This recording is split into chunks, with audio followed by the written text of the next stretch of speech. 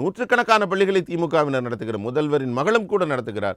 அத்தனை பேர் ஏங்க எல்லாருமே மும்மொழி பாடத்திட்டத்தில் ஆரம்பிக்கிறீங்க பள்ளிக்கூடத்தை? அதையே நீங்கள் வந்து இருமொழி திட்டத்தில் ஆரம்பிக்கலைன்னா அப்போ ஏதோ ஒரு புள்ளியில் நீங்கள் வந்து சமரசம் செய்கிறீர்கள்ல. அப்போ பணக்காரர்களுக்கு மும்மொழி திட்டம், எங்கள் ஏழை விவசாயி யார் தினக்கூலிக்கு போகிறாரோ அவருடைய மகன்களுக்கு எல்லாம் நீங்கள் வந்து இருமொழி திட்டம்னு உங்களுக்கு போஸ்டர் விடுறதுக்கு வச்சுக்குவீங்க. அப்போ ஏழை மாணவன் முன்னேறக்கூடாது, பணக்கார மாணவன் 3 மொழி படித்து முன்னேற வேண்டும் என்றபோது இங்கே இருக்கிற மக்கள் கொதித்தெழுந்தார்கள், வெகுண்டெழுந்தார்கள். அதனால தான் ஒரு நேரட்டிவாக மாற்றுறாங்க. திடீர்னு பார்த்தா டீலிமிட்டேஷனுங்க 26 வரைக்கும் நடக்கூடாதுன்னு ஆர்டிக்கல் 84 வந்து அமெண்ட்மெண்ட் போட்டாச்சு. சட்டப்படி நீங்கள் 26 முடிஞ்சதுக்கப்புறம் தான் நடத்தணும். இல்லாத ஃப்ரோசன் விஷயத்தை நீங்கள் ஏன் ஆரம்பிச்சிங்க? ஏன்னா அவங்களுக்கு பயம், அவங்களுக்கு இருமொழி கொள்கை காலாவதியான கொள்கை.